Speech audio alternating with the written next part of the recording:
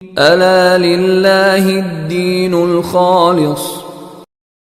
دماغ میں اور دل میں شبہات اور وسوسوں کی کثرت کرتا ہے الذی یوسوس فی صدور الناس من الجنات والناس، اس کے ذریعے سے جن مدد کرتا ہے اس انسان کی۔ یہ قرآن مجید میں ہے کہ جب آدمی باطل کے پیچھے لگ جاتا ہے تو ہم پھر اس کے اوپر ایک جن شیطان مسلط کر دیتے ہیں جو اس کو باطل کے خلاف دلائل سمجھاتا ہے۔ یہ قرآن مجید میں ہے، مسلط کر دیتے ہیں، قرین اس کا یار بنا دیتے ہیں، اس کا ساتھی بنا دیتے ہیں، جو اس کو حق سمجھنے نہیں دیتا، وہ اس کو الٹا ہر بات کا جواب سکھاتا ہے، مناظرہ کرنا سکھاتا ہے کہ یہ مناظرے میں تم یہ کہو، تم یہ کہو، تم یہ کہو، اس کو سجھاتا ہے اور وہ اس کو سمجھاتا ہے۔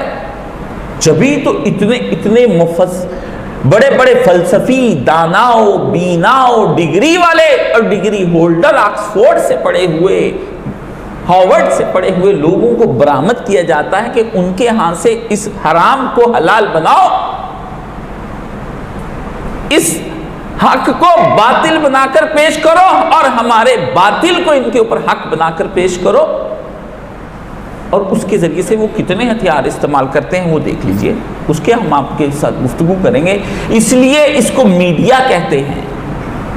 میڈیا کیا ہوتا ہے؟ یہ میڈیم سے نکلا ہے کہ ایسا راستہ اختیار کرنا کہ انسان کے دل و دماغ پر پوری طرح سے ایسے چھا جاؤ کہ وہ اپنی ذات پر اس کا اختیار ختم ہو جائے، تمہارا اختیار اس کے دل و دماغ پر آ جائے۔ وہ سوچے تو تمہارے دماغ سے سوچے، وہ دیکھے تو تمہارے دماغ تمہاری آنکھ سے دیکھے، وہ سنے تو تمہارے کان کے ذریعے سے سنے، وہ محسوس کرنے کی کوشش کرے تو تمہارے ذریعے سے محسوس کرے، کسی اور چیز کے ذریعے سے محسوس نہ کرے۔ اور اس کے لیے کوئی ایک دو دن کی نہیں، ایک تپسیا، ایک ریاضت اور ایک مجاہدہ چاہیے ہوتا ہے، تب جا کر کے وہ باطل اس کے اوپر قابو پاتا ہے۔ اور یہ اتنا زبردست قسم کا سسٹم ہے کہ اس کو توڑنے میں یقتلون النبیین بغیر الحق، نبیوں کے قتل بھی ہو گئے، وہ توڑ نہ سکے۔ ابراہیم علیہ السلام جیسے شخص کو دلائل دینے کے بعد بھی اس نظام کو توڑ نہ سکے، لیکن چھوڑ سکے، ہجرت کر کے چلے گئے۔ رسول خدا صلی اللہ علیہ وآلہ وسلم کو مکہ چھوڑنا پڑا، حضور توڑ نہ سکے، مکہ چھوڑ سکے۔ حضرت موسیٰ علیہ السلام نے رات ہجرت کر لی، فرعون کو منوا نہ سکے، اس کے نظام کو توڑ نہ سکے، اس کو چھوڑنا پڑا۔ نبی اس نظام کے یہ اتنا مضبوط ہوتا ہے کہ نبی تھکاوٹ کا شکار ہو جاتے ہیں اور مومنین پکار اٹھتے ہیں متی نصر اللہ، اللہ کی مدد کب آئے گی؟ نبی آپ تو کہتے تھے خدا مدد کرتا ہے مومنوں کی، متی نصر اللہ۔ اس نظام کو توڑا نہیں جا سکتا، چھوڑا جا سکتا ہے،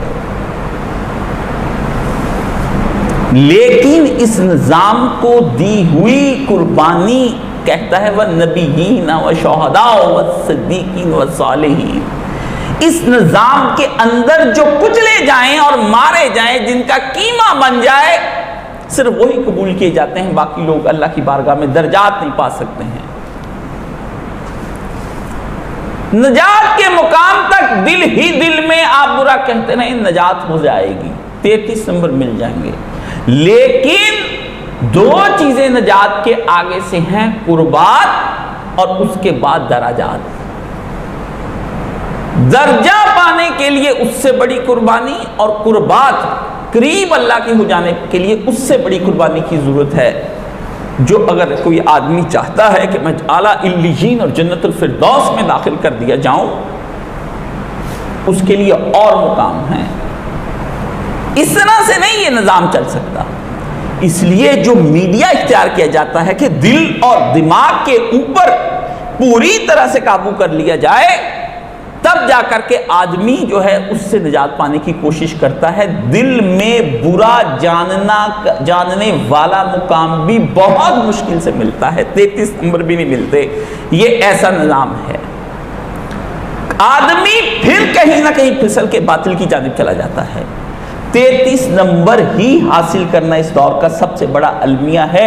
قربات اور درجات بہت دور کی بات رہ گئی، اب وہ تمہارے میرے بس کی شاید بات نہیں رہ گئی، کیونکہ دینی جماعتیں، مذہبی جماعتیں اور اسلامی جماعتیں جتنی دنیا میں کام کرتی ہیں وہ تو خود باطل کے قرب میں رہتی ہیں اور باطل کے درجات میں رہتی ہیں۔ وہ تمہیں حق کہاں سے دیں گی جن کے پاس اپنے پاس حق نہیں رہا؟ وہ تمہیں کہاں سے دیں گی؟ اس لیے آج کے دور میں اس عالم کو غنیمت جانو جو تمہارے مقام نجات کے لیے دن رات محنت کرتا ہے اور پیٹتا ہے اور کوششیں کرتا ہے۔ دنیا میں صرف وہی ایک عالم ہے جو جا کر باطل کی گود میں بیٹھ کر ان سے مشاہرے لے کر ان کی یونیورسٹیوں میں پڑھا کر اور انہی کے پاس رہ کر باطل کے وہ تمہیں کب دین دے سکتے ہیں؟ وہ فاضل فلاں ہیں، فلاں فاضل فلاں ہیں، فاضل فلاں ہیں۔ چھوڑ دو وہ گلے سے قرآن نکالنے، ہمیں قرآن نہیں آتا ہے، ہم ان کی طرح کا قرآن نہیں پڑھ سکتے ہیں، ہمیں عربی زبان ان کی طرح نہیں آتی ہے، فارسی زبان ان کی طرح اس ایکسنٹ میں ہم نہیں بول سکتے ہیں۔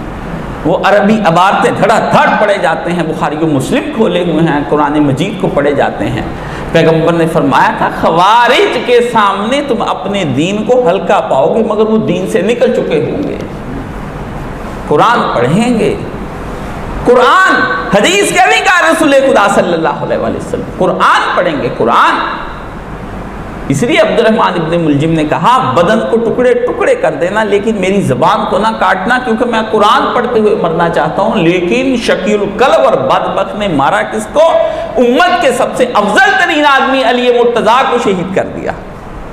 تقوی کا یہ عالم یہ ہے کہ یعنی اس کو بھی اشتباہ ہو گیا، الزام کی سیاست میں اس نے علی جیسے آدمی کو نظر کر دیا اپنی تعصب اور اپنے تشدد کے اندر آ کر کے، خود میں وہ دنیا کا سب سے بڑا متقی آدمی بنا پھرتا تھا۔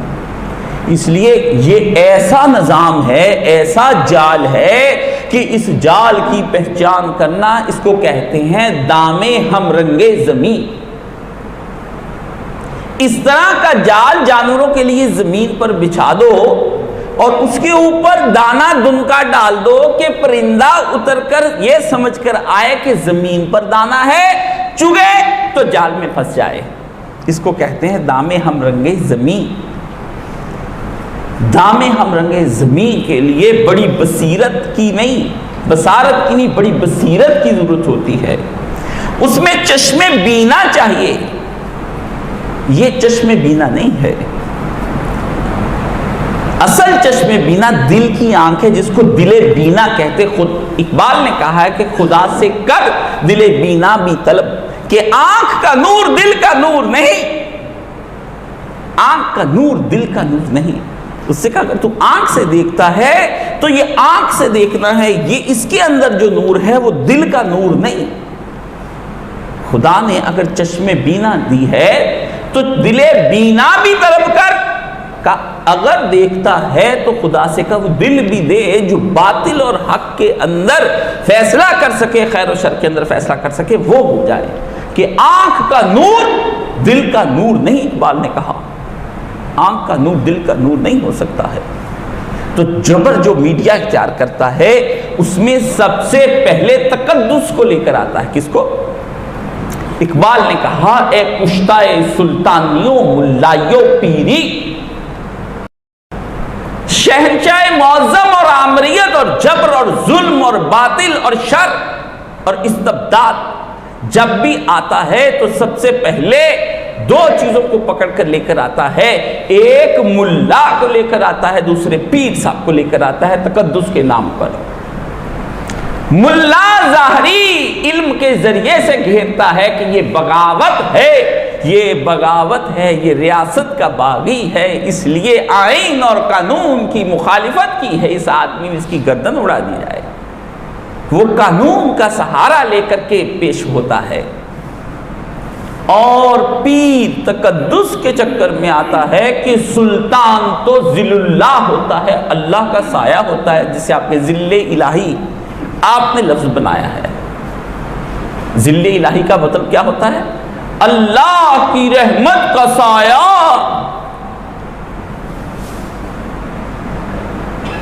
جب آپ ان لے کر آتا ہے تو ذل الہی بن کر آپ کے ذل الہی دو چیزیں لاتے ہیں. پیر کرامات و معجزہ و مزار کے ذریعے سے، دم اور درود کے ذریعے سے، ہاتھ لگا دینے کے ذریعے سے شفا بخشنے کے دعوے کرتا ہے اور خدا کے قریب ہونے کی باتیں کرتا ہے کہ رات میں اور خدا تھے اور ہمارے درمیان کچھ حجاب نہ تھا.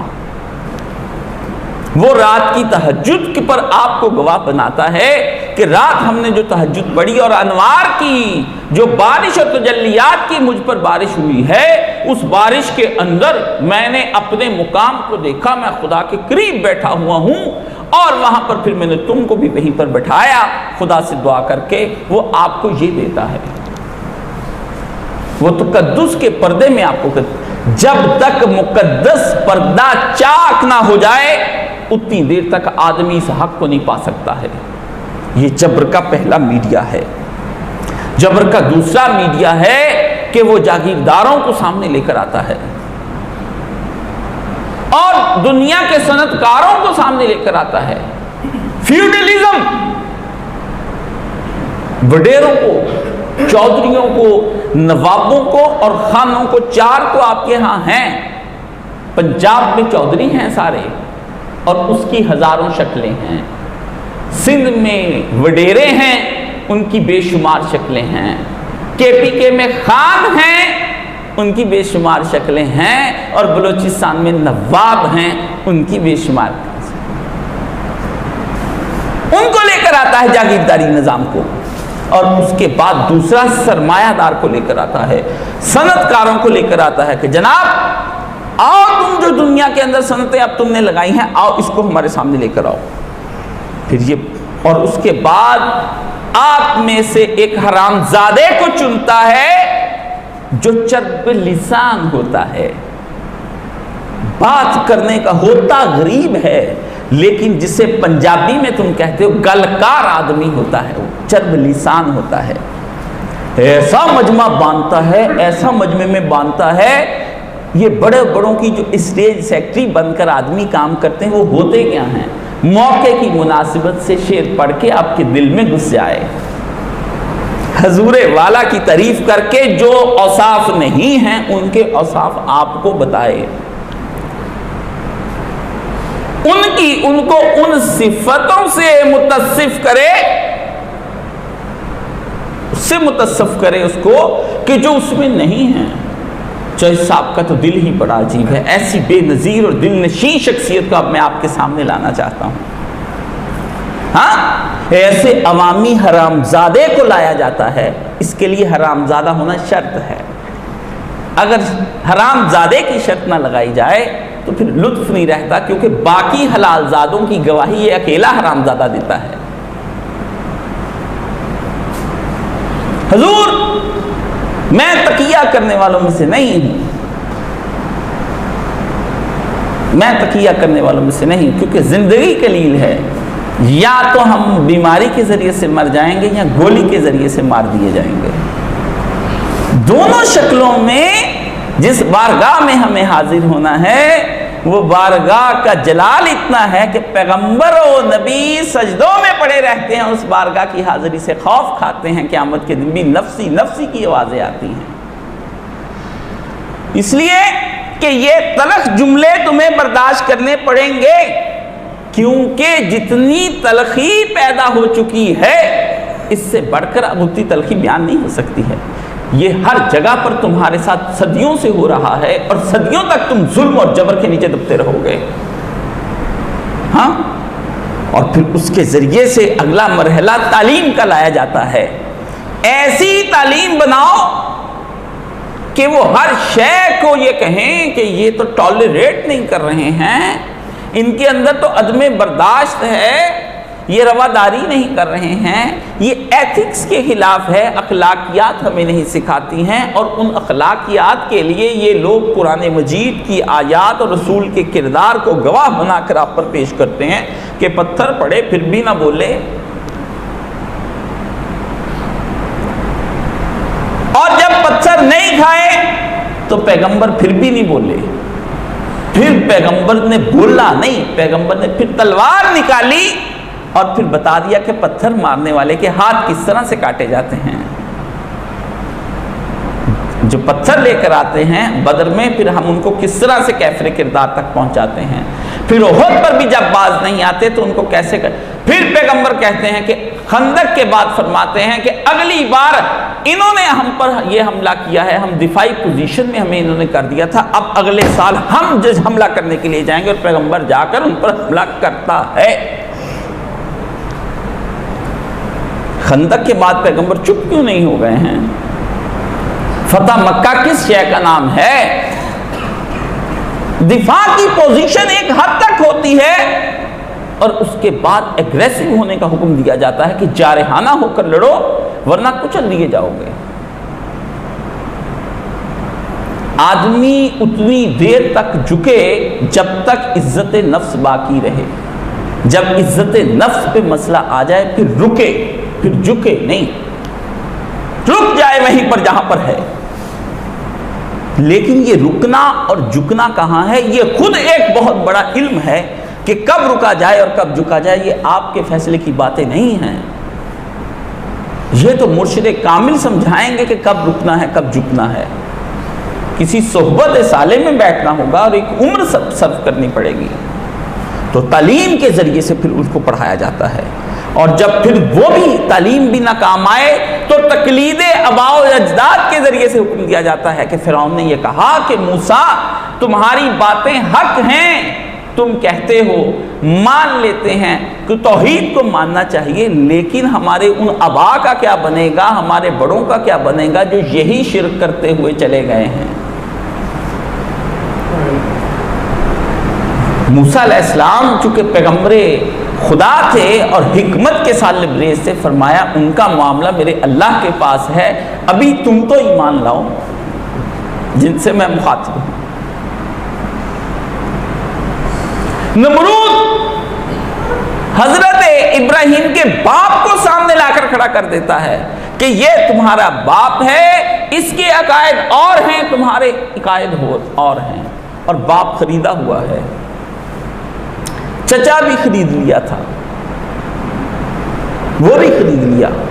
حضرت سارہ چچا کی بیٹی ہیں، حضرت لوط علیہ السلام بھی حضرت ابراہیم کے چچا کے بیٹے ہیں. والذین ابراہیم والذین معہ، ابراہیم بھی تھا اور وہ دونوں، وہ بھی وہاں پر لوگ کھڑے تھے مجمع میں، خدا نے فرمایا.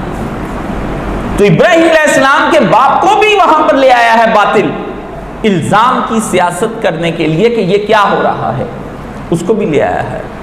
الزام کی سیاست ہو رہی ہے، اور پھر اگر وہاں بھی نہ رکے تو پھر کیا کرتا ہے؟ ایک تعصب اٹھاتا ہے جس سے خدا کی پناہ مانگ لو اسی دنیا کے اندر کہ شاید اسی تعصب میں سب کچھ تباہ ہو رہا ہے. پریجوڈائز، متعصب ہو جانا. رسول نے فرمایا آدمی ہمارے ہاں کا وہ کوئی بھی امتی سوائے اسلام کے دینی تعصب کے کوئی تعصب اگر کرے گا تو جہنم کا ایندھن بن جائے گا. کرے گا جو امتیاز رنگ و بو، اقبال نے اس کے بارے میں کہا تھا، وہ تو ختم. تو نسل کا سب سے پہلے تعصب لے کر آتا ہے، قوم کا لے کر آتا ہے، زبان کا لے کر آتا ہے، علاقے کا لے کر آتا ہے. ہم سندھی ہیں، ہاں ہم پنجابی ہیں، ہم بلوچی ہیں، ہم عربی ہیں، تم عجمی ہو، وہ یونانی ہے، وہ رومی ہے. رومی فنا ہوا حبشی کو دوا میں اقبال نے کہا تھا. تباہ کر کے رکھ دیا. نہ ہوا تو ہم کالوں کی حکومت آ گئی، ہم فلانی نسل کے جو ہیں ان کی حکومت آ گئی. یہ اس کی ہوتی ہیں. نہ ہو تو پھر اس کے بعد دیو مالائی چیزوں کو لے آتا ہے جسے مابعد الطبیات کہتے ہیں، سپر نیچرل چیزوں کو، کہ ہمارے دیوتاؤں کا یہ فرمان ہے اور تم دیوتاؤں کے خلاف اور ولیوں کے خلاف جا رہے ہو، تم اولیاء اللہ کے خلاف ایسی باتیں کرتے ہو، تم ہمارے اکابر کے بارے میں ایسے باتیں کرتے ہو. تعصب پھیلایا اور بڑھایا جاتا ہے کہ تقلید کرو. اور پھر اس کے بعد دوسرا عملی اختیار کیا جاتا ہے جب فکر کے ذریعے سے حق قابو میں نہ آئے اور میڈیا کے ذریعے سے حق قابو میں نہ آئے اور حریت اور آزادی قابو میں نہ آئے تو پھر اس کے لیے ایک اور امن ہوتا ہے، وہ ہے جبر کا عملی نظام۔ وہ پھر کوڑے ہیں، جیلیں ہیں، اذیتیں ہیں، مارے ہیں، سر تن سے جدا ہے، دار و رسن ہے، توپ کے سامنے کھڑے کر کے اڑا دینا ہے، اور ٹکڑے ٹکڑے کر کے حمزہ کا اپنے بھتیجے کے سامنے، جس کو محمد رسول اللہ کہتے ہیں، سامنے آنا ہے، یا کربلا کے اندر زمین پر مٹ جانا ہے، اس کو کہتے ہیں باطل کا عملی نظام۔ پھر وہ تلوار سے کام لیتا ہے۔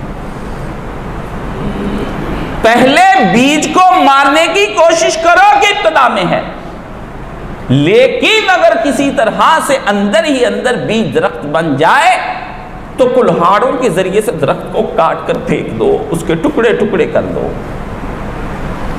اولن تخم ہی حق کا نہ بڑھے، اولن بیج ہی حق کا آگے سفر نہ کرے، جب کر جائے اندر ہی اندر بند کمرے میں لگا دیا جائے، اور اسی کو وہ پھوٹ کر جب فطرت کے مظاہر دکھائے اور اس کے کمپلیں اور اس کے پھول اور پھل آثار نظر آئیں، تو رات رات حملہ کر کے گھیر گھار کے اس کو، اس کے پانی کو بند کر کے اور اس کے نظام کو بند کر ختم کر کے اس کے ٹکڑے ٹکڑے کر کر راکھ میں اڑا دو، راکھ اڑا دی جائے۔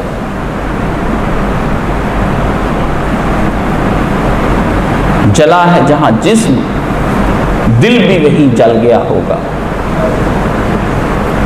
خریدتے ہو راکھ اب جستجو کیا ہے، خریدتے ہو خاک اب جستجو کیا ہے۔ جلا ہے جہاں جسم، غالب نے کہا تھا، دل بھی وہیں جل گیا ہوگا۔ جہاں حسن مارا وہاں حسین بھی مار دیا ہوگا۔ جلا ہے جہاں جسم، دل بھی وہیں جل گیا ہوگا۔ خریدتے ہو اب راکھ جستجو کیا ہے، اب اس راکھ سے کوئی چنگاری پھوٹنے والے نہیں، قافلہ حجاز میں ایک حسین بھی نہیں۔ غرچے ہیں گیسوئے دجلہ و فرات،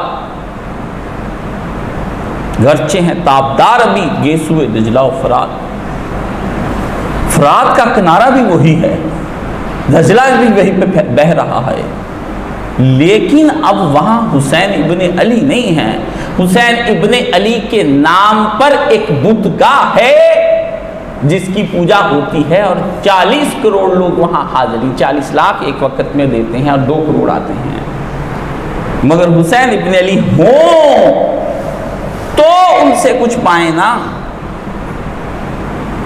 یہ ہے کہ چاہنے والوں کو بھی پھر وہ حق کی وہ چاہت کے اندر بھی جائیں تو بے روح جسم لے کر وہ وہاں پر جاتے ہیں، جن کے اندر روحیں نہیں ہوتی ہیں۔ یہ باطل کا وہ عملی نظام ہے، اور پھر اس کے ذریعے سے مال کو ضبط کر لیا جاتا ہے۔ وہ آزمائشیں جو قرآن نے کہا ہم تو تم کو آزما لیں گے، مالوں کے خوف اور جانوں کے خوف سے، بیماریوں سے، ثمرات اور کھیتوں کے اجاڑ پن اور ویرانوں سے آئیں گے۔ کیا ہوگا؟ کیا وبائیں آ کر کے ہر سال ٹڈی دال آیا کرے گا؟ نہیں، فرمایا ظلم کی فوجیں آیا کریں گی اور تمہارے کھلیانوں کو آگ لگا دیا کریں گی، تمہیں کھانے کو ایک ذرہ میسر نہیں آیا کرے گا۔ استبداد کی فوجیں آیا کریں گی اور تمہارے پھل لگے ہوئے باغوں کو اجاڑ دیا کریں گی، اور حکومت اس کو ضبط کر لیا کرے گی، بحق کے سرکار سب کچھ ضبط ہو جایا کرے گا۔ کیا باد سموم چلا کرے گی یا گرم آندیاں چلیں گی جو فقط اس کو جلانے کے لیے؟ استبداد اور آمریت اور ظلم سے بڑھ کر باد سموم کون سی ہے؟ اس سے باطل بڑھ کر باد احراق کون سی ہے جو جلا کر راکھ کر دینے والی؟ اس سے بڑی کون سی آندھی ہے؟ ان سے زہریلی اور ان سے آگ اور پتھر سے بھری ہوئی خون کی کون سی آندیاں ہیں ان سے بڑی؟ باقی آندیاں تو کبھی سالوں بعد اور سیلاب آتے ہیں، ان کے سیلاب کبھی گئے ہی نہیں جو آئیں۔ یہ کب گئے تھے جو آئیں؟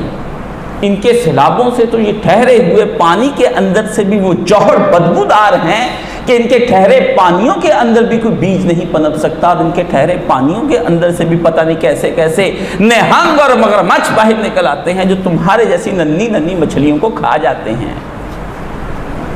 ان کے تو ٹھہرے پانی بھی خوفناک ہیں، وہ بھی دلدلے ہیں۔ تو فرمایا اس کے سر کو اور گولی اور تلوار سے غائب کر، اور پھر سب سے اہم بات کہ غائب کر کے، بندہ غائب کر کے تم لوگوں کو ہمیشہ کے لیے اس قدر ایک کو غائب کرو اور لاکھوں کے دل دہل جائیں، لاکھوں کے دل دہل جائیں۔ چلاتی ہوئی ماں کو دکھاؤ، چھوٹے چھوٹے بچوں کو دکھاؤ، ہاتھوں میں تصویریں پکڑی ہوں، روتے پھرتے ہوں انصاف کے لیے، دکھاؤ ان کو، گوانتانامو میں لے جاؤ اور مومنین کے منہ کے اندر پیٹرول ڈال کر آگ لگا کر ان کی کھوپڑیوں کو پھاڑ دو، تاکہ تمہیں احساس ہو کہ جنازہ ہو، قبر ہو، تکفین ہو، تدفین اور تجہیز نہیں بھی ہو پائے گی، غسل بھی نہیں کوئی دینے والا۔ آدمی کا دل بیٹھ جاتا ہے جب آدمی یہ دیکھتا ہے کہ تدفین کرنے والا بھی کوئی نہیں رہا، بینڈ ڈالنے والے بھی کوئی نہیں رہے ہیں، دل بیٹھ جاتا ہے، دل دہل جاتے ہیں۔ کیوں؟ تم رسومات کے اسیر ہو، ہندوؤں کی طرح سے جلا کر راکھ وہ بھی کرتے ہیں، ہوا میں خاک بنا کر اڑا دیے جاتے ہیں، لیکن اس سے پہلے کا جو ماتم کرنا ہوتا ہے، دل کی آرزویں جسے شیطان بھی خوش ہو اور بے صبری کے مظاہرے ہوں، وہ ایک دفعہ ہو تو جاتا ہے، ادھر وہ بھی نہیں ہوتا ہے۔ بھلے ہی جلا کر راکھ کر دو، لیکن میرا جنازہ ذرا دھوم سے نکلے، کیوں عاشق ہوں۔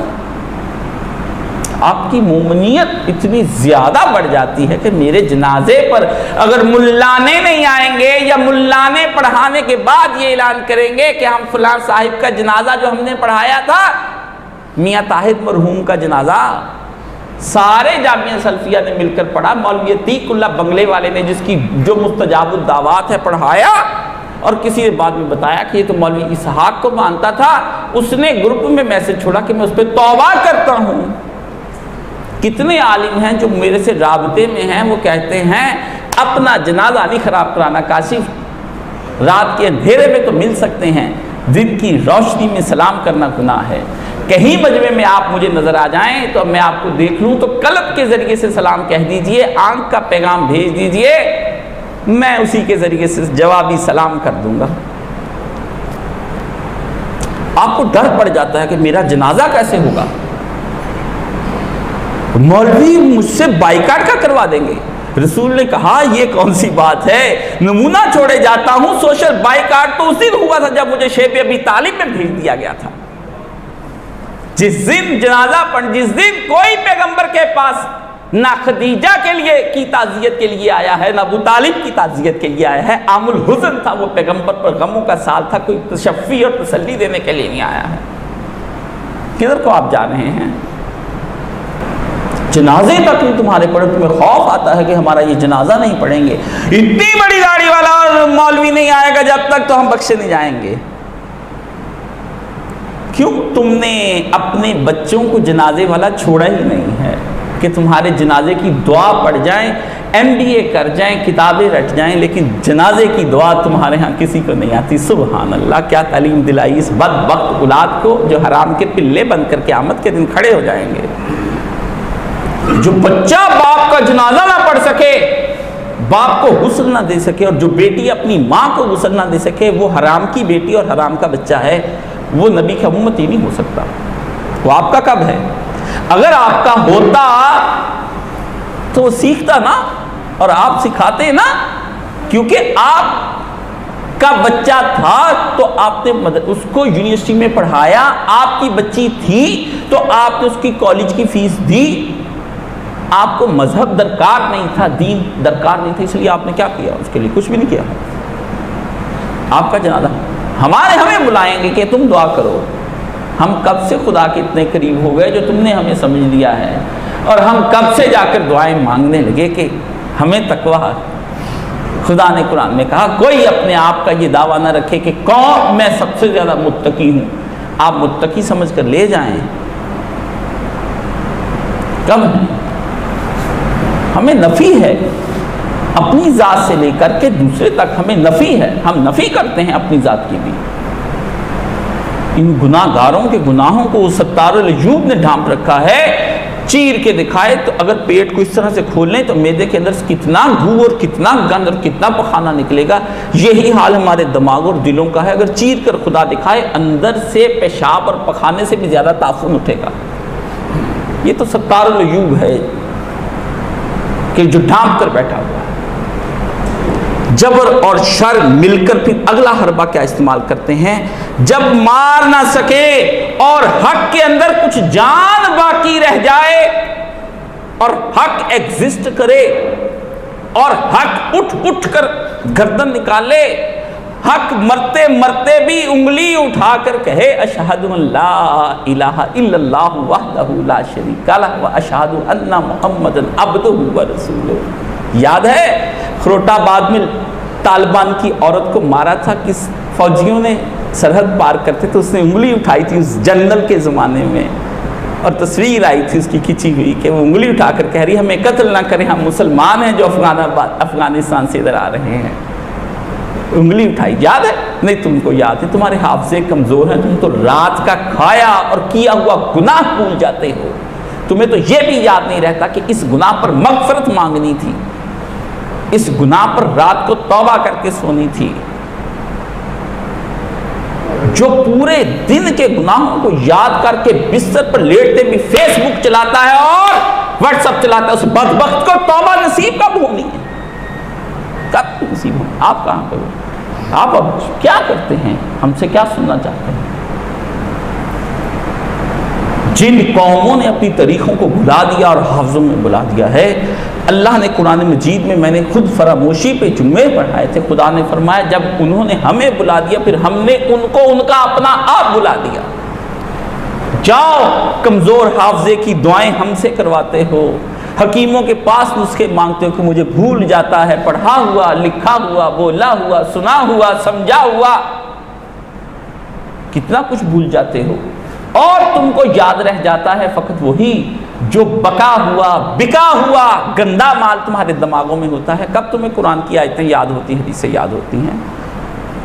ان بوڑھیوں عورتوں سے پوچھو، یہ 20 30 40 سال کے پرانے حافظوں سے لڑائیاں یاد کر کے رنجشیں یاد کرا دیتی ہیں، لیکن ان کو قرآن یاد نہیں۔ تم مرد بھی اسی کے اندر ہو کہ اس نے میرے باپ کو یہ کہا تھا، فلاں کو یہ کہا تھا، وہ یاد ہیں، خدا یاد نہیں۔ جب قوموں کو خدا بھول جائے اور اپنے کالے کرتوت بھول جائیں تو ان کو حق کی پہچان کہاں سے مثالیں لائیں گے؟ واقعات کو اس لیے یاد رکھا جاتا ہے تاکہ مثالیں یاد رہیں، اور مثالیں اس لیے یاد رکھتی ہیں تاکہ حق جمع رہے۔ حق بزرگ ہو جاتا ہے، ضعیف اور کمزور اور مزمحل، اور اضمحلال میں جب آ جاتا ہے وہ اسی وجہ سے آ جاتا ہے کہ حق نے جن کو دیکھ کر جینا تھا وہ اس کو یاد نہیں رہتے ہیں۔ ورنہ خدا کس لیے قرآن مجید کے اندر نبیوں کا واقعات کا ذکر کرتا ہے؟ اس لیے کہ اس کو پڑھ کر تمہارے اندر کا حق جمع رہے، تنومند رہے، مضبوط رہے، اور آگے بڑھ کر ظلم کی گردن کو دبوچ کر دنیا کے اندر توحید کا بول بالا کر دے۔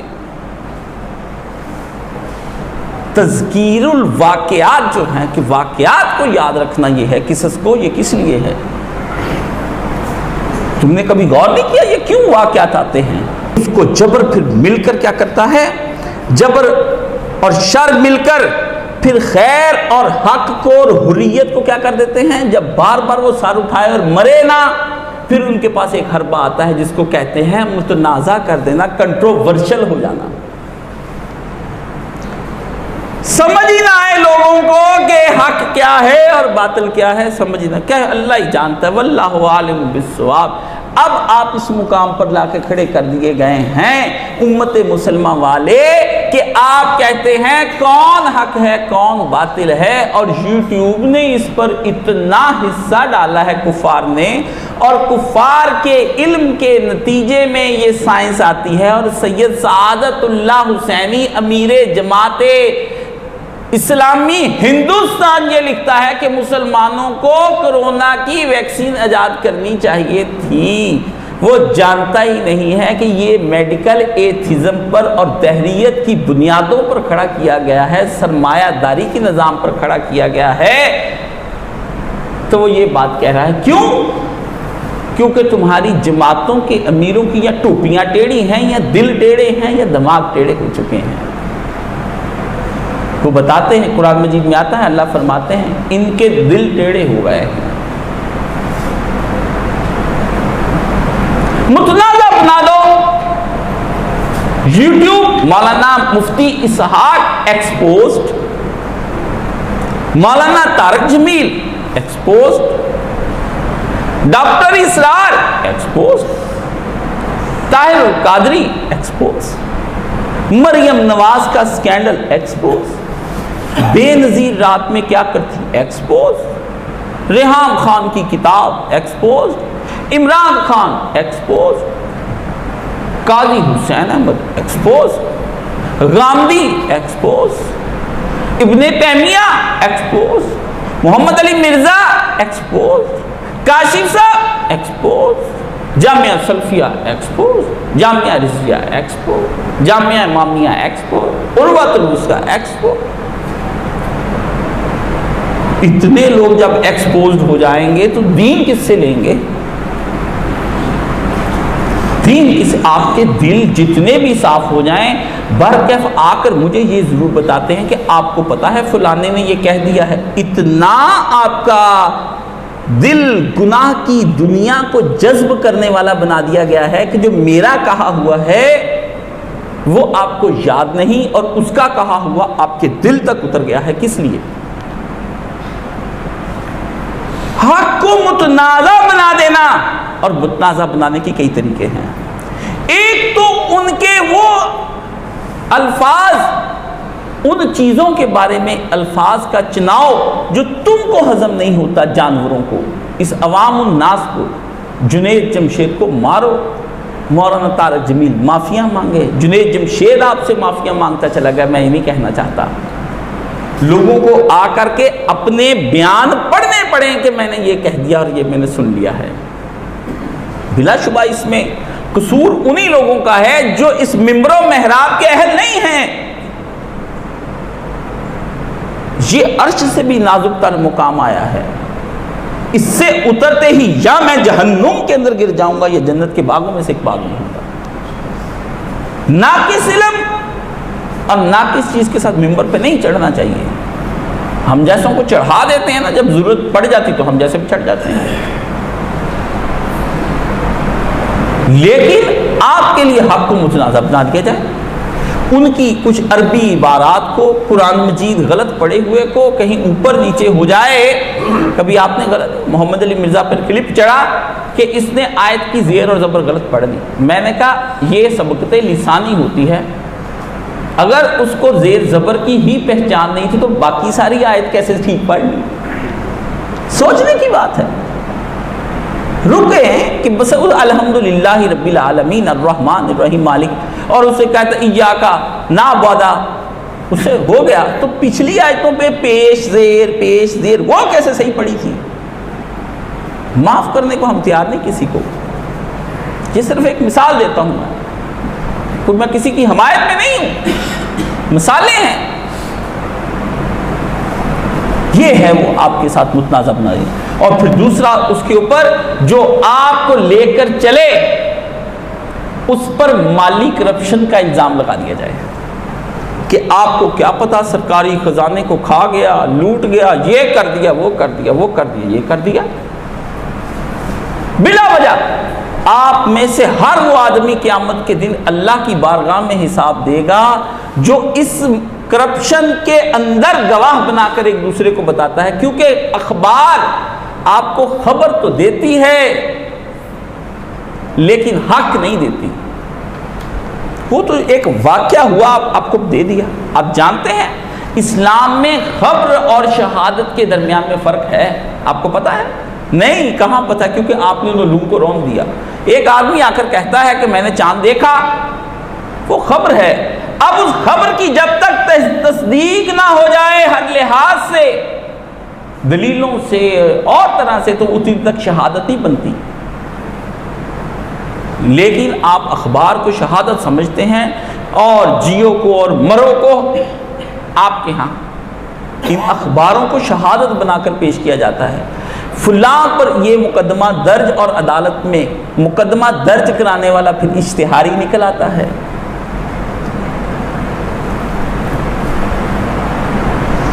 جماعت اسلامی کے امیر کو استعمال اس لیے کیا جاتا ہے کیونکہ وہ اچھا استعمال ہو جاتا ہے.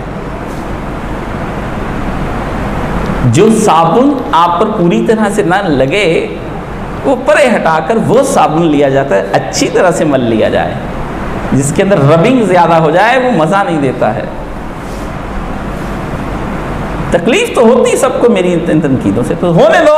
جو امت کو تکلیفیں ان ظالموں نے امیر بن بن کے مذہب کے نام پر، سیاست کے نام پر، دین کے نام پر، پیری کے نام پر، تقدس کے نام پر اتنی امت کو مار دیا. 4-5 گنڈوں کو برا نہ کہوں تو کیا کہوں، اس کی کیا تکلیف ہے؟ جو لاکھوں لوگ انہوں نے مروا دیے ہیں تو اس کو کرتے، پھر نہ ہو تو پھر اس پر ایک جنسی سکینڈل بنواتے ہیں. یہاں تک کہ اتنے ظالم ہوتے ہیں کہ اپنے ہاں بھی بلا لیتے ہیں. بل کلنٹن پر مونیکا کا کیس بنا تھا،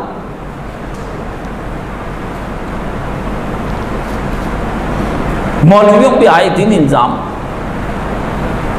ایک میرے بہت بڑے بریلوی عالم دین میرے دوست تھے، تو ان کے مدرسے سے کسی نے ان پر کیس بنوا کے تو کل اپنے لڑکی مدرسے کی لڑکی سے زنا کرتا پکڑا گیا، تصویریں کھینچ کر ان کی فیس بک پہ ڈال دی. میرے سامنے آئی تو لوگوں نے نیک متقی لوگوں نے اس کو شیئر کیا، میں نے نہیں کیا. میں نے کہا ایسا ہو نہیں سکتا، کیونکہ قرآن نے یہ کہا ہے، اصول دیا ہے کہ جب بی بی عائشہ صدیقہ رضی اللہ تعالی عنہا پر الزام لگا تو اللہ نے کہا مومنین نے سنتے ہی کیوں نہیں کہہ دیا یہ تو بہتان عظیم ہے. تحقیق کس بات کی کرنے چل نکلے تھے نبی کے گھر میں یہ، اور اس وقت بھی بہت سے مومنین اس چکر میں آ گئے، بڑے بڑے نام کے لوگ آ گئے. بی بی پر الزام، خود رسول اللہ کی سالی، نبی پاک کا شاعر، سب سے پہلا شاعر جو رسول اللہ کی تعریف جس سے نعتیں لکھی حضرت حسان بن ثابت، حضرت ابو بکر صدیق جس کے گھر میں اپنے کزن کے گھر میں خرچہ پہنچاتے تھے، مصطح بن اساسہ خرچہ دیتے تھے ابو بکر اس کو اس کے مہینے کا، وہ بھی ابو بکر کی بیٹی کے اوپر الزام لگانے میں پیش تھا. اللہ نے قرآن مجید میں کہا مومنین نے سنتے ہی کیوں نہیں کہہ دیا ھذا بہتان عظیم، یہ تو بہت بڑا بہتان ہے. فرمایا یہ دل کی بات تھی، ایمان ابھی جمے نہیں تھے. یہاں ادھر الزام لگا ادھر قبول کر لیا، ادھر الزام لگا ادھر قبول کر لیا. کتنی آپ کی نشیلی اور مست طبیعت ہے کہ جنسی الزام کو سنتے ہی دراصل جو آپ نے قبول کیا ہے وہ دراصل آپ ہی تو ہیں، کیونکہ آپ بھی یہی کرتے ہیں. تو آپ نے کہا اگر میں کر سکتا ہوں، میں تہجد گزار، میں اشراق پڑھنے والا، لمبی داڑھی، قرآن مجید پڑھنے والا، اندر کا گنڈا کر سکتا ہوں تو یہ کیوں نہیں کر سکتا؟ اپنے گناہ کو جواز دینے کے لیے اس کے گناہ کو قبول کر لینا، یہ آپ ہیں، یہ آپ کی نفسیات ہے. اس پہ جنسی الزام لگاؤ، میں نے نہیں کیا. اور کچھ ہی دیر کے بعد 2 مہینوں کے بعد میں نے دیکھا کہ اسی فیس بک پر ساری کہانی کھل کر آ گئی کہ یہ آدمی تو پاک باز تھا. اس لڑکی نے استاد جی کو وہ جس طرح سے خراب کرنے کی کوشش کی، مارا سبق نہ یاد کرنے پر، تو اس نے گھر جا کے کہا استاد جی نے مجھے ہاتھ ڈال لیا. اس لیے مولویوں کے سکینڈل عام کرو، عام کرو. پکڑا گیا پکڑا گیا پکڑا گیا پکڑا گیا پکڑا گیا.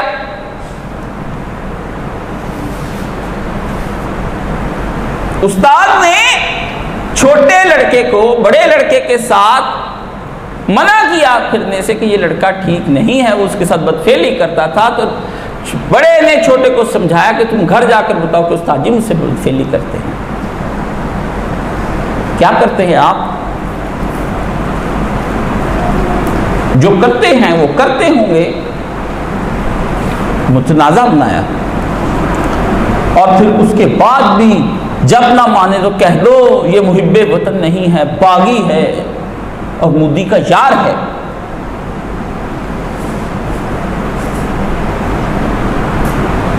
ایٹم بم بیچا تھا آپ نے، سوئی تھی نا جیب میں ڈال کے لے گیا، یہیں پہ کہیں ایٹم بم کی سوئی تھی، یہاں کہیں لگائی، اتنی سی تھی، آنکھ سے تو نظر نہیں آتی تھی، مائکروسکوپ سے دیکھتے تھے، یہاں لگائی، کوریا گیا، اس کو بیچا ہے، ایران گیا، وہاں بیچا ہے، جنوبی کوریا کو بیچا ہے۔ ہیرو کو زیرو بنا دو، وہ روتا پھرتا ہے کہ مجھ کچھ کرے، پاگل ہو گیا بیچارہ۔ ڈاکٹر عبدل پاگل ہے، کبھی کہتا ہے اس نے کیا دھماکہ، جب وہ بلا کے پیار کر لیتے کہتے ہیں ہاں اسی نے کہا تھا، کہ پھر جا کے کسی اور کا نہیں اس نے نہیں کہ جھوٹ بولتا ہے، دو تین چار پاگل ہو گیا، کیوں اپریشیٹ نہیں کیا گیا؟ انہوں نے اپنے والے کو صدر بنایا، اس کو غم تھا مجھے بھی بناتے، نہیں ہوا تو اپریشیٹ ہو گیا، ختم۔ جب آدمی کو اپریشیٹ نہیں کیا جاتا ہے تو آدمی کے اندر کا دکھ اسے مجنون کر دیتا ہے۔ یہی وہ مقام ہے جس مقام پر اقبال نے کہا یہاں آ کر کے جزا کی تمنا بھی چھوڑ دے۔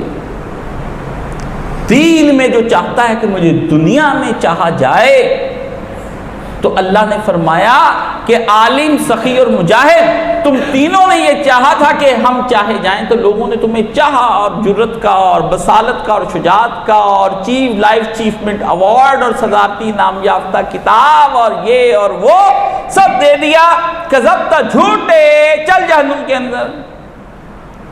اگر کوئی عالم دین واہ اور آہ اور سبحان اللہ آپ سے کہلواتا ہے، چاہے میں ہی کیوں نہ ہوں، عالم تنقید اور تحسین سے اوپر اٹھ جائے، کیونکہ اس کی تنقید اور تحسین اس بارگاہ الہی سے ہوگی۔ وہاں جائے گا جب بارگاہ الہی میں، تو سلام قول من رب رحیم سے بڑھ کر کون سی تحسین ہے؟ اے نفس مطمئنہ ارجعی الی ربک راضیۃ مرضیہ، اس سے بڑھ کر کون سی تحسین ہے؟ رسول خدا نے کہا یا اللہ، یہ میرا صحابی جو تیری جانب آ رہا ہے، ابھی اس کی جان فرشتے تیری جانب نکال کر لے کے جا رہے ہیں، اس کو ایسی حالت میں ملیو کہ یہ تجھ کو دیکھ کر ہنس رہا ہو اور تو اس کو دیکھ کر ہنس رہا ہو، اور پھر وطنیت سے غداری کا الزام لگاؤ، اور کیا کرو؟ عقل و فکر اور تدبر کو دباؤ اور جذبہ و خواہش کو بڑھاؤ، سوچنے کی جتنے بھی راستے ہیں بند کرتے جاؤ اور جذبات کو گرم کرتے جاؤ، گرم کرو، غدار ہے، غدار ہے، غدار ہے، غدار ہے، قوم کے غداروں کو سریعام پھانسی دے دو۔ نظام مصطفیٰ کے نام پر تحریک، رسول اللہ کے نام پر تحریک انہوں نے چلائی، اور رسول اللہ کے ایک امتی کو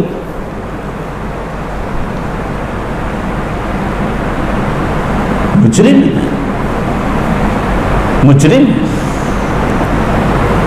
قوم کی ماں نے جب تم کو پکارا تو تم نے کس کا ساتھ دیا؟ جب تمہارے قوم کو بنانے والے نے جب تمہیں کہا ہو تمہیں قوم بنا دوں، تو تم نے کس کا ساتھ دیا؟ تمہارے مدرسہ کہاں کھڑا تھا؟ مودودی جیسے آدمی نے بھی وزن نہیں ڈالا ہے، لکھ دیا حمایت میں، لیکن جا کر ساتھ نہیں کھڑا ہوا۔ فرمایا لکھ دیتا ہوں کہ دو قومی نظریہ تو ٹھیک ہے، لیکن بڈھے تیرے ساتھ میں کیوں کھڑا ہوں؟ اور بعد میں وہی کام کیا جس کام کو کر کے قائد مر گئے۔ پھر آ گیا مودودی بھی سیاست میں۔ مودودی آپ پر سلام ہے، میں آپ کا قائل ہوں، آپ سا عالم کوئی نہیں ہے، لیکن آپ کے عمل سے میری برات ہے۔ ہیرو کو زیرو بنانے کے لیے الزام کو حرکت میں لاؤ، اور اس کے لیے عدلیہ کے نظام کو سامنے لے آؤ، قاضی کو بٹھاؤ۔ قاضی کیا ہے؟ قاضی دنیا کے اندر وہ ہے، قاضی کے سامنے جیسے پٹواری نچلے درجے کا قاضی ہو تو پٹواری کہلا دیتا ہے۔ کہتے ہیں کہ حقائق ہے، ہم نہیں کہتے ہیں، خدا نے قاضی سے بات کی، ننھے پٹواری میاں سے، کہ تم مجھے جانتے ہو؟ انہوں نے کہا ہم جانتے ہیں آپ کو، آپ خدا ہیں، لیکن جب آپ کی زمین کا فیصلہ آیا تو ہم لکھ دیں گے کہ یہ باقی سب کی زمین ہے مگر یہ خدا ان سے جدا ہیں، ان کی نہیں ہے، تو زمین تو میں کسی اور کے نام کروں گا۔ شرابی، زانی، قاضی، پیسہ، مال، کرپشن کھاؤ اور جاتے وقت دوسروں کو کرپٹ اور متنازع بنا جاؤ اور پھر نظر نہ آؤ کہاں پر کھڑے ہیں، اور اتنا جھوٹ بولو کہ وہ جھوٹ دوسروں کو، وہ جھوٹ وہ سچ، حق اور خیر لگنے لگے۔ وہ جھوٹ کیا کرے؟ اتنا جھوٹ بولو کہ دوسرے لوگوں کو تمہارا جھوٹ سچ، حق اور خیر لگنے لگے، کہ یہ سچ ہے، یہ حق ہے، یہ خیر ہے۔ اور سچ کے پرستاروں کے ذریعے سے ہی سچوں کے کردار کا فکری اور جسمانی قتل کروا دو۔ میں اپنے باپ کا قتل کر دوں، میں اپنے قتل نہیں۔ آپ شرک کو جانتے ہیں؟ شرک کس کو کہتے ہیں؟ ان شرک لا ظلم عظیم۔ شرک کیا ہے؟ انسان کے ہاتھوں انسان کے خدا کے تصور کا قتل کرا دینا ہے۔ خدا اتنا رحیم نہیں ہے، اوروں کی ضرورت ہے۔ خدا ڈائریکٹ نہیں سنتا ہے، انڈائریکٹ سنتا ہے، لیکن اس کے درمیان میں حق باقی رہتا ہے۔ خیر میاں حضرت جی کے پاؤں دبا رہے تھے اور حضرت جی کی آنکھ لگ گئی، سو گئے۔ خیر میاں حضرت جی کو بات سنا رہے تھے، کوئی اپنا مسئلہ اللہ سے حل کروانے کے لیے، کہ چونکہ آپ پہنچے ہوئے ہیں تو حضرت صاحب تھکے ہوئے تھے تو آنکھ لگ گئی دباتے دباتے۔ کچھ دیر کے بعد آنکھ کھلی تو حضرت نے کہا خیر میاں ہماری آنکھ لگ گئی تھی تمہاری بات سنتے سنتے، تم کیا کہہ رہے تھے ہمیں ذرا بتانا۔ خیرات اٹھ کے کھڑا ہو گیا، حضور آپ کی کیا آنکھ کھلی ہے، یہ تو میری کھل گئی ہے۔ علم غیب کے دعوے، سو رہے ہیں، میری بات ہی نہیں سنی۔ جب سوتے کو نہیں سنی تو مرے کو کیا خاک سنیں گی مرنے کے بعد؟ زندہ ہے مگر سو رہا ہے، اس کو دعا نہیں سنی، مردہ ہے اور مرا پڑا ہے۔ اگر آنکھ شبہوں اور الزاموں کے درمیان میں حق کہیں نہ کہیں ایگزسٹ کرتا رہتا ہے۔ یہ ہے امام حسن علیہ السلام کا مقدمہ اور اہل حق کا مقدمہ، کہ جب الزامات لگیں تو ان سارے 10 کے 10 عنوانوں سے گزر کر کر آئیے، پھر شخصیت کو سمجھیے، پھر ہم آپ کو بتائیں گے۔ حسن کے ساتھ جو ہوا ہے وہ انہی 10 کے درمیان میں ہوا ہے۔ اب اتنے 10 پروپی گنڈے ہیں اور 10 ہتھیار ہیں اور ایک حسن ہے، تو پھر حسن کیسے بچ کر تم تک آتا؟ پھر 300 شادیاں جنگ جمل میں اور صفین میں باپ کی مخالفت اور شہوت زدہ اور مال لے کر کھا جانے والا اور حکومت کے ساتھ ڈیل کر کے باہر جانے والا، تو یہی مشہور ہونا تھا۔ محمود احمد عباسی نے اپنی کتاب خلافت معاویہ اور یزید میں حضرت حسن کا یہی نقشہ کھینچا ہے، اور نواسب کے ہاں بھی یہی نقشہ ہے۔